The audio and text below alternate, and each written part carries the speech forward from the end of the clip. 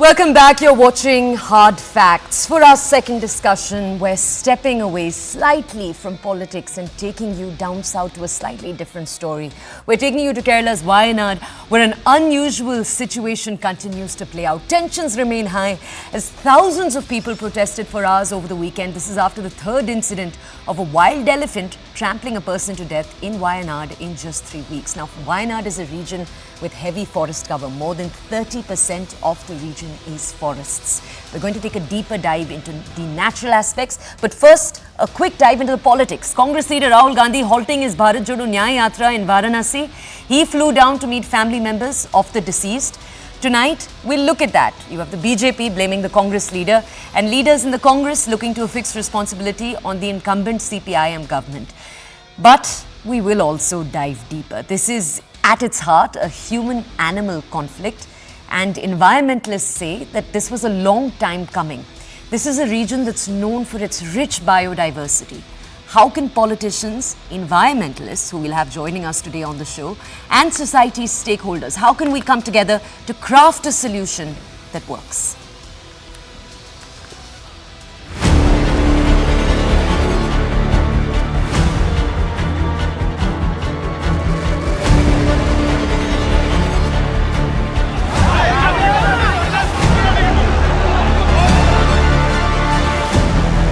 We will encourage anything wrong it is happened, any lapse of that we will encourage and take appropriate decision. We can't bring those people there, but at least tell them that in this hour of grief, we are with them.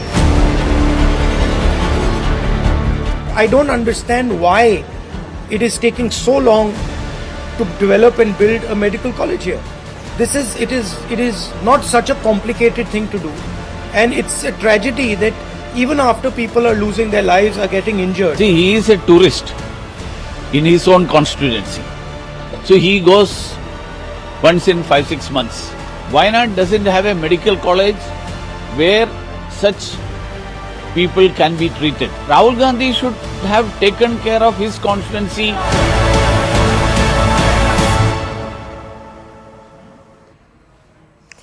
Okay, to take a deeper dive into this story, let me just introduce our panel to you first. We have Professor Dinesh Varshni, he's a leader of the CPI. We have S. Muralidharan, he's a wildlife expert.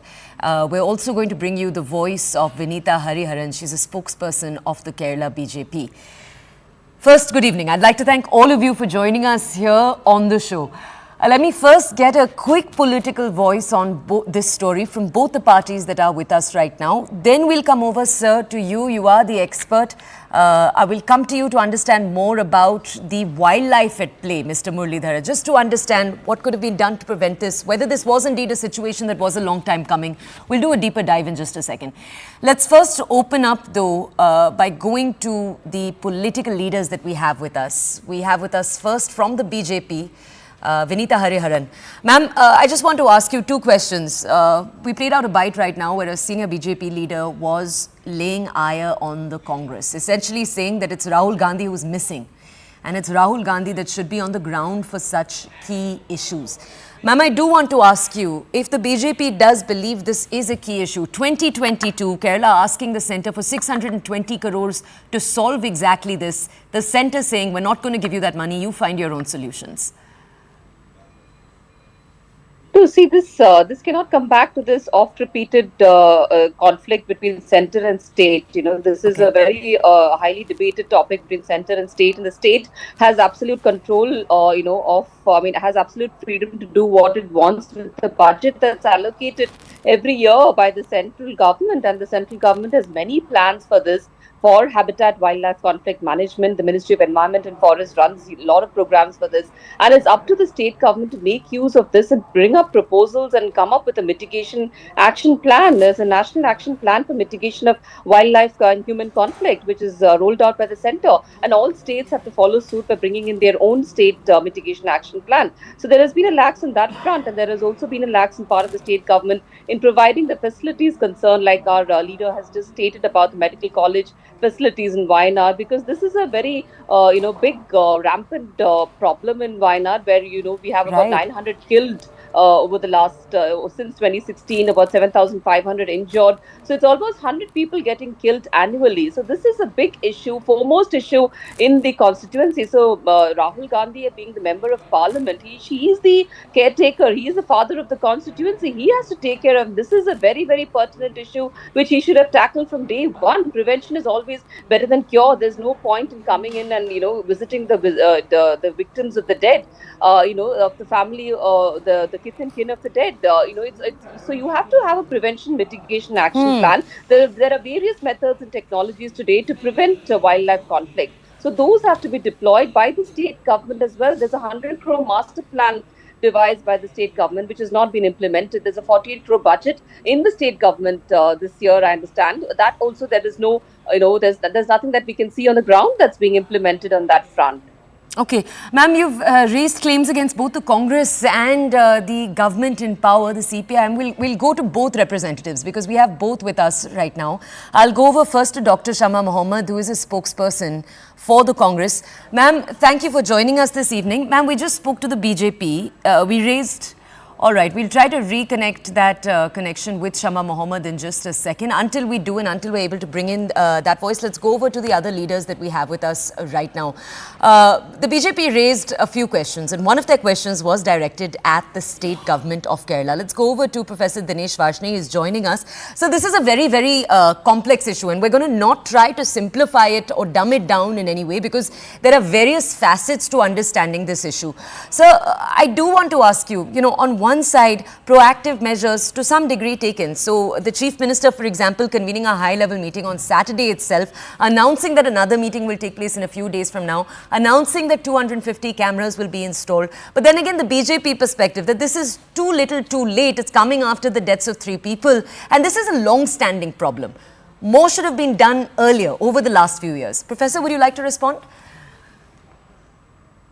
You see, the wildlife problem on this animal and man contact and attacks or these things in Kerala is a problem because the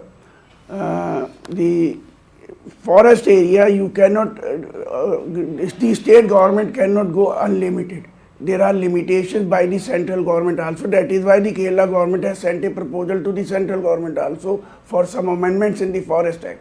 Similarly, we are with those who have been killed and we have full sympathy with them, and we will do highest level of help to them, and we will see to it that in future these type of a man and animal conflict reduces to the lowest. There is a problem, you see there is a problem of environment, there is a problem of forest preservation, there is a problem of human habitation is there, expansion of the human habitation. It is a multiple problem. It is not only in Kerala, it is there in Assam also. Right. Even it is there in Delhi also, in the Lutean zone, the monkey menace. So this is a problem exists throughout the India because of the expansion of the habitations.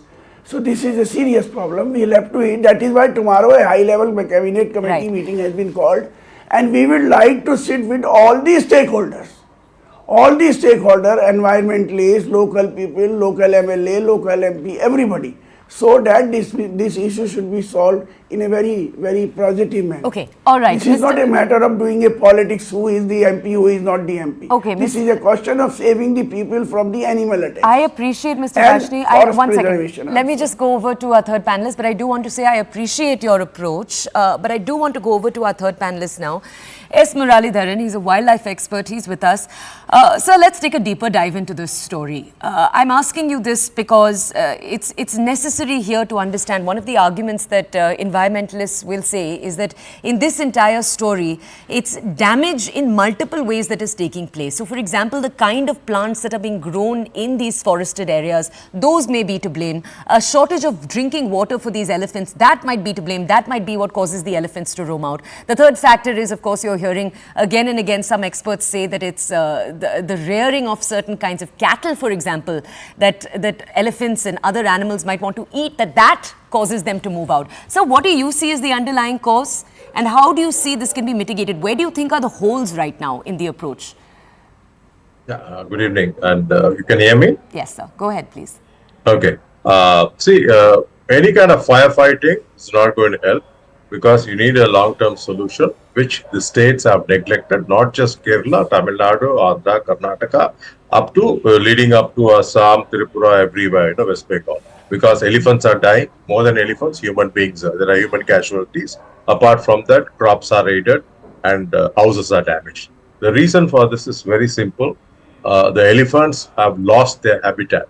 You take any forest, whether it's Kerala or it's Assam, every 3 kilometers you will see some kind of encroachment. It could be a tourist spot, or it could be mining activity, or it could be invasive plants.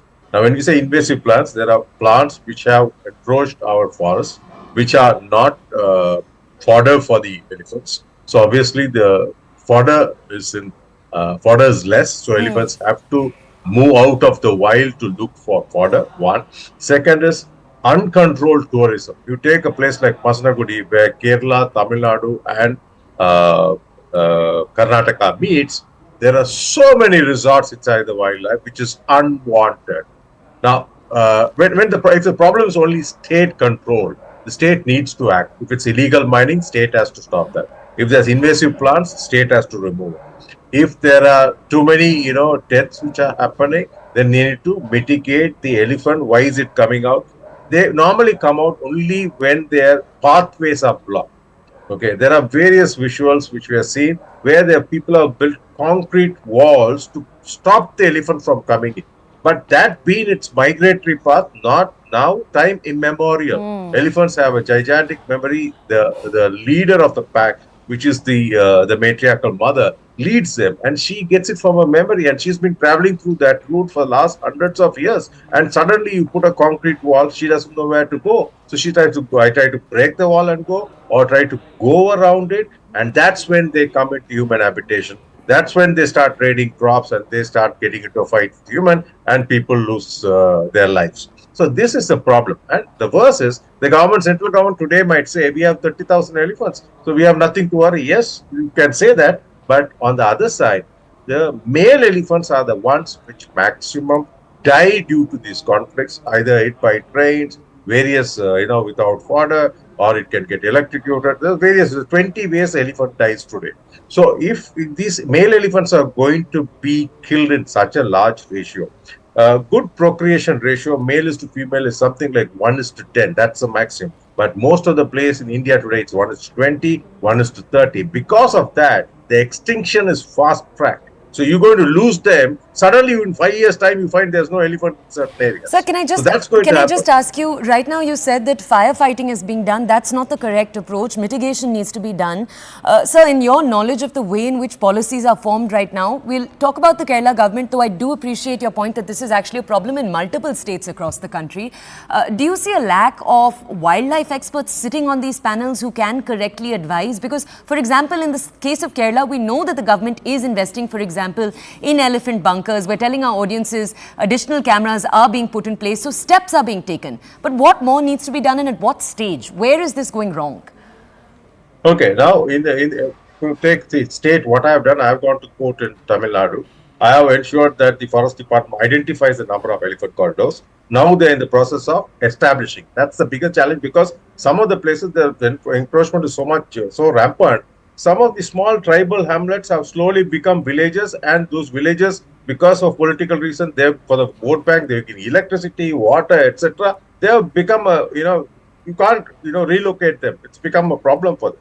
So this is one step. So this has to be looked at from the all India perspective, like looking through the every state has to be looked at, because elephants migrate not only one place. They start from Kerala, Andhra, Karnataka, Tamil Nadu, slowly they go up, Madhya Pradesh, then you have Uttar Pradesh, Jharkhand, Uttarakhand, and towards Orissa, Bihar, then you have Jammu Kashmir, Tripura, they go up to Nepal.